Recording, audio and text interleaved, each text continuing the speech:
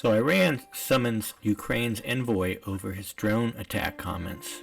The move comes after Zelensky's advisor appeared to directly link Ukraine with an attack on a military facility in central Iran. Also, don't forget that Zelensky was calling on NATO to attack the drone facilities as they were having a huge impact on the war in Ukraine. So it appears that the U.S.'s tactic right now is to get countries involved on the various fronts of this war. So out in the Middle East, it seems they've managed to get Israel to step up their support.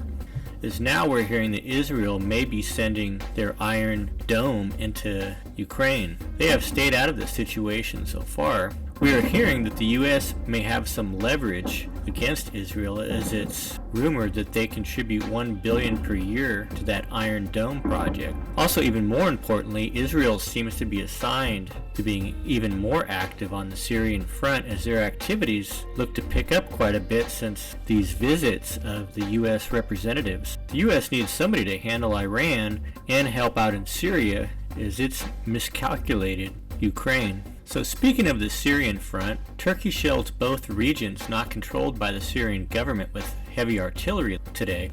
One of the towns was held by the Kurds, while the other was held by rebel forces. Note that both of these areas are backed by the U.S. A Turkish base in northern Iraq came under rocket attack Wednesday.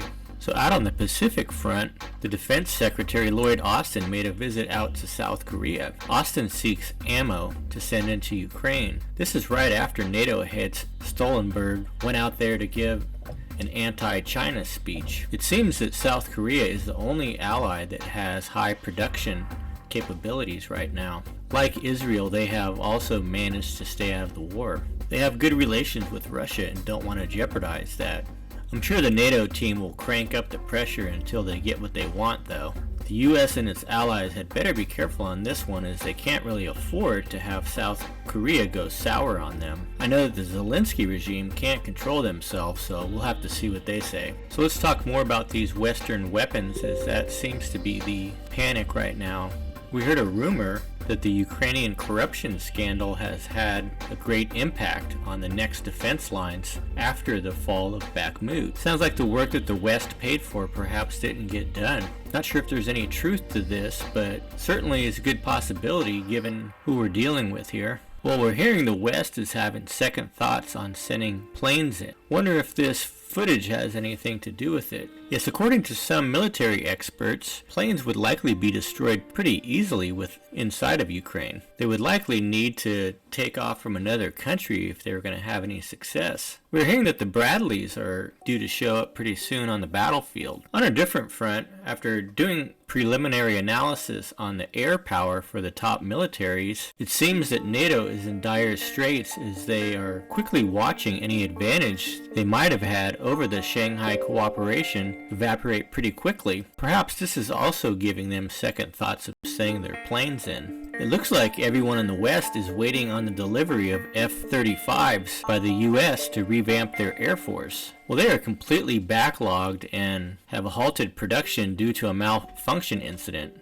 Yeah, that seems like the woke thing to do here. Start a world war and then halt all production. Well, looking at what China has produced in a short time with their 5th generation fighter, the J-20 Mighty Dragon, it's crazy. It looks like they've gone from just 20 of them to possibly over 200. And we're hearing that the West wants to wait 2 years and then start a war with China? Does this make any sense? Well, additionally, Austin made a visit out to the Philippines to make a deal to have access to 2 more military bases.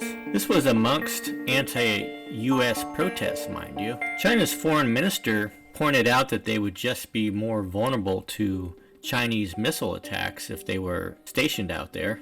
So out in the South LPR or Lehman front, things have really changed. No longer is a Ukrainian offensive thought to be possible by the West. We didn't think it was before, as it seems to us that Russia can blast anyone approaching the area. Last night, the Russian MOD reported 100 Ukrainian casualties, as Russia is said to be on the offensive. Apparently, Ukraine was also forced to move its strongest troops to the southern front to help out in Ugledar. Well, slowly but surely, each front is weakening, and soon they may be running. These newly deployed BMP-3 Terminators are thought to be the best armored vehicles on the battlefield, perhaps even better than the T-90s. This is the first area of the battlefield that they've been deployed to so far.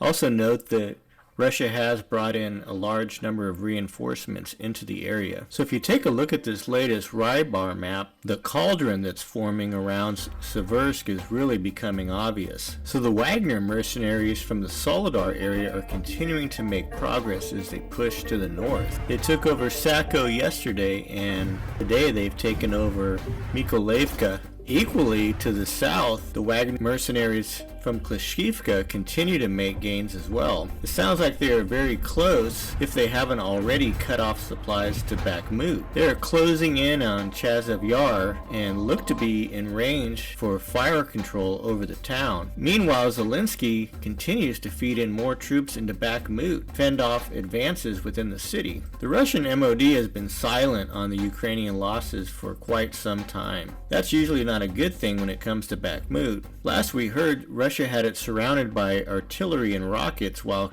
conducting regular aircraft assault on the region. Well, there's supposed to be a lot of foreign mercenaries in Bakhmut, and it's speculated that Russia wants to capture them as a bargaining chip. Well, Zelensky continues to send his men into no-win situations and then just point to Russian cruelty. As more and more people wake up to this fact, it seems that something's going to be done about this. So we just got some breaking information come in that a Chinese high-altitude spy balloon has been detected hovering over the United States and Canada over recent days and is currently said to be hovering over Montana. It is believed that the balloon has been surveilling nuclear weapon sites. President Biden has considered using a military option, but nothing's been done to the balloon yet. It's said that incidents like this have happened before over the islands of Hawaii and Guam.